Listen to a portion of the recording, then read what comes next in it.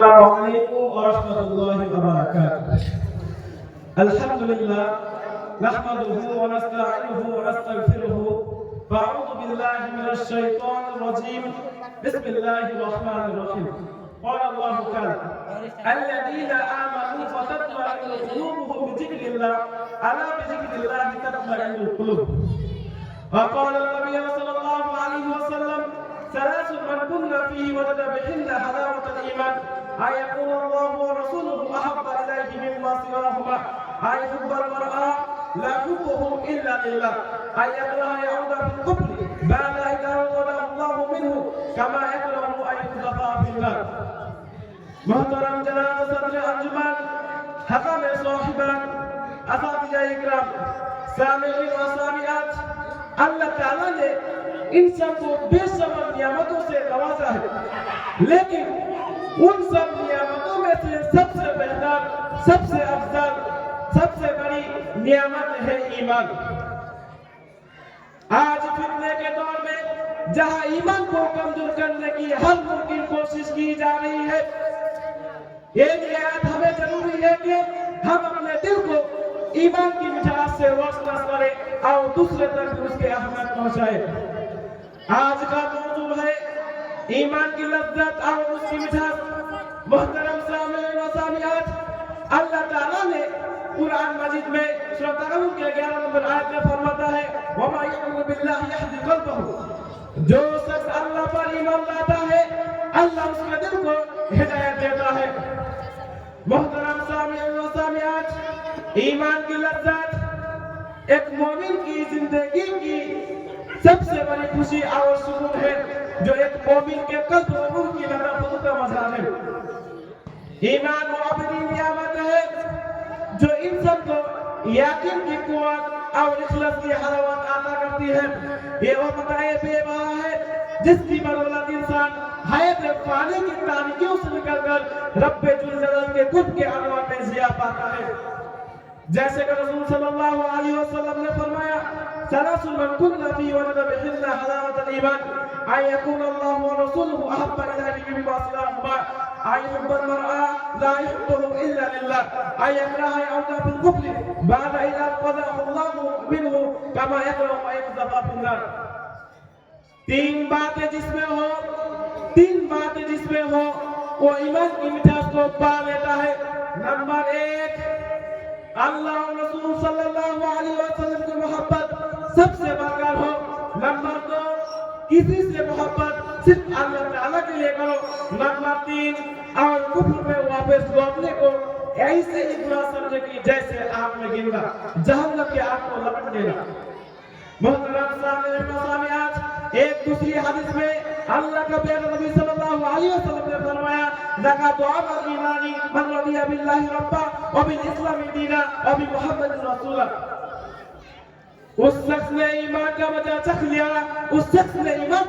لیا، جو اللہ کے رب، اسلام کو دین اور محمد صلی اللہ علیہ وسلم کو رسول ہونے پر دل سے راضی ہو گیا۔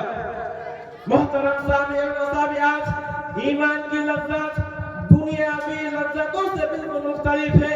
یہ مٹھاس آزمائشوں میں صبر، نیکیوں میں خوشی اور اللہ کی محبت میں سکون عطا کرتی ہے۔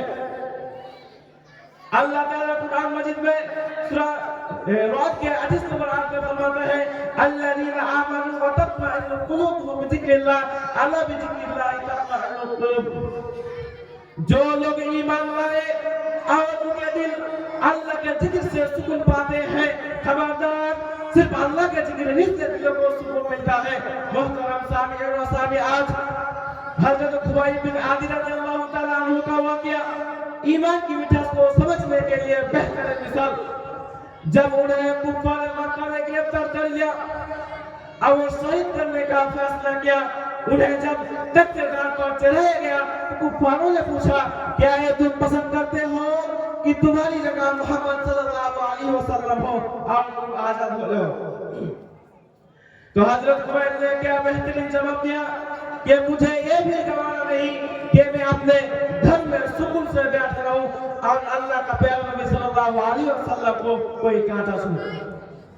محترم سامعین و سامعات، یہ ایک ایمان کی مٹھاس تھی जो उन्हें अल्लाह और रसूल सल्लल्लाहु अलैहि वसल्लम की मोहब्बत इतना मजबूत कर गई कि मौत भी उनके ईमान को मुतज़लज़िल ना कर सकी। आज फितने हर तरफ फैली हुई है, चाहे वो media, social media, WhatsApp, Instagram, Facebook, reels, बेरहमी और दुनियावी ख्वाहिशात इंसान को गुमराह कर रही है। आजकल के दौर में बहुत से लोग इससे बेखबर है। ईमान की हकीकी खुशबू तब महसूस होती है जब हम अल्लाह के रिजा को हर चीज पर फौकियत देते हैं। जब दिल में अल्लाह का ख्वाब हो, जब दिल में अल्लाह का ख्वाब हो तो हर गुनाह से नफरत पैदा होती है। मोहतरम सामीईन व सामिआत, इमाम इब्न क़य्यिम रहमहुल्लाह फरमाते हैं, दिल को ईमान की मिठास उस वक्त महसूस होती जब वो दुनिया की तमाम मोहब्बत से पाक हो जाए और अल्लाह ताला का करीब हो जाए। इमाम नबवी रहमहुल्लाह कहते हैं, ईमान की लज्जत दिल को मुतमईन कर देता है और उससे वो खुशी अता करता है जो दुनिया की किसी नियामत से नहीं मिल सकती। मोहतरम सामीईन व सामिआत, आज के फितने के दौर में ईमान की मिठास को हासिल करने के लिए हमें चंद अहम इक़दाम करने होंगे। नंबर 1, अल्लाह से मोहब्बत और उस पर तवक्कुल। अल्लाह और रसूल सल्लल्लाहु अलैहि वसल्लम की मोहब्बत हर चीज पर फौकियत दे। जैसे कि फरमाने नबवी, ला युमिनु अहदुकुम हत्ता अकूना अहब्बा इलैहि मिन वालिदी व वालिदिही वन नासी अजमाइन।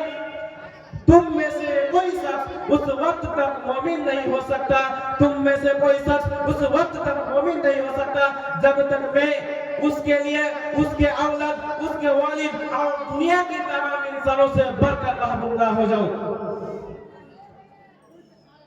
नंबर 2, जिक्र इलाही। अक्सर और बिस्तर वक्त अल्लाह का जिक्र करे, कुरान की तिलावत करे और नमाज को हर वक्त बाद अदा करे।